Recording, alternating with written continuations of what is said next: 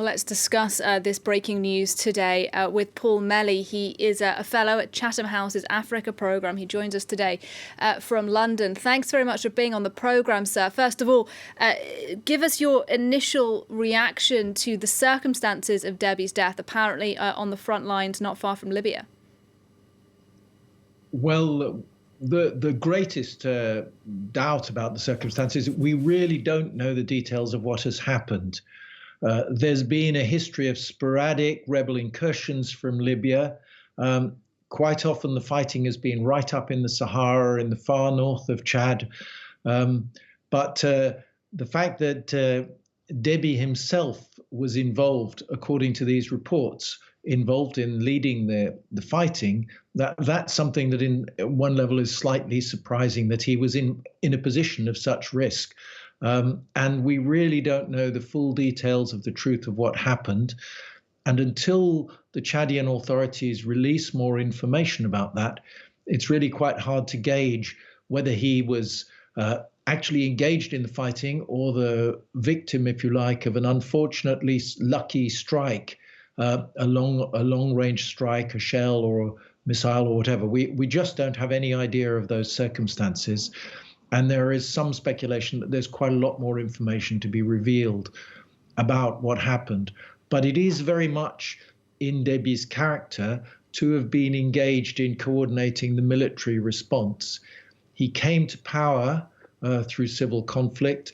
He has several times fought off rebellions against his rule. In one case, the rebels had moved from the far east of the country all the way to N'Djamena. And so he was somebody very much closely associated with the military machine and with the coordination of Chad as a sort of regional military power. So in that sense, the situation is very much in character for him. He wasn't what you might call a politician president, just sitting in power in N'Djamena, running a civil administration while the army got on with their thing. He was very much a military figure.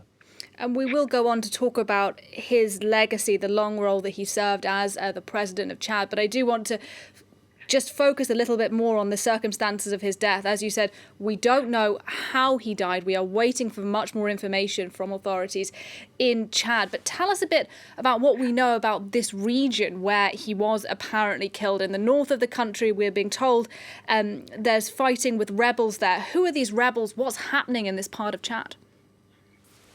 Well, one of the challenges that Deby has faced is that within the Zaghawa clan, the wider ethnic group from which he came, there are in fact deep divisions and rivalries. There's been a whole history of rebellions from within the Zaghawa, and some of those rebellions, as in the earlier episode, have started in what you might call the Zaghawa heartland in the east of the country, but some of them, more recently in fact, have tended to operate from the south of Libya. And of course, we know that the Libyan state is more or less in abeyance. There isn't a full state authority totally in control of Libya's territory.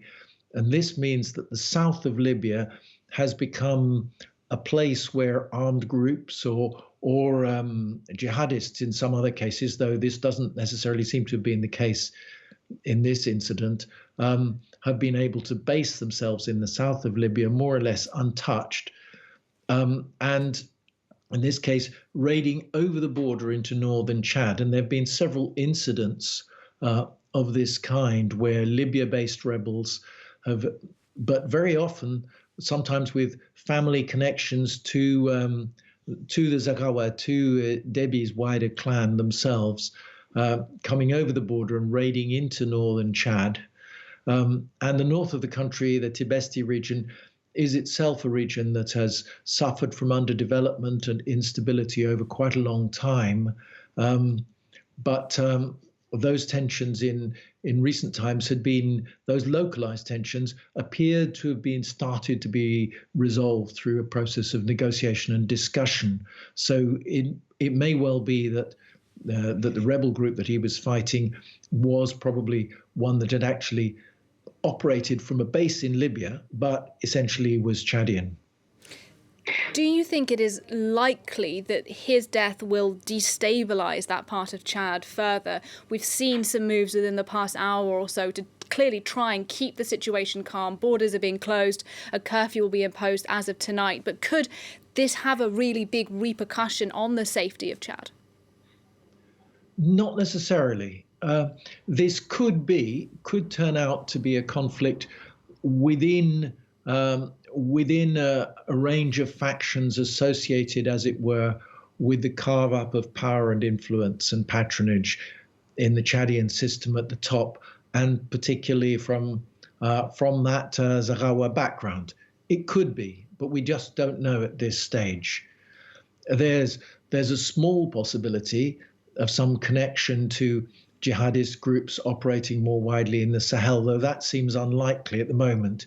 So it could very much be a sort of, not so much an elite, a quarrel within the elite, but a quarrel within a particular segment of Chadian society and the population, just among certain factions, while leaving most of Chad and most of the Chadian system and most elements of Chadian society aside, as it were. And there has over recent years been a feeling, indeed, that particularly, for example, in the south, that many Chadians felt that they were sort of marginalized from the power and patronage around the regime, and so it isn't necessarily meaning that there will be a sort of general destabilization of the country.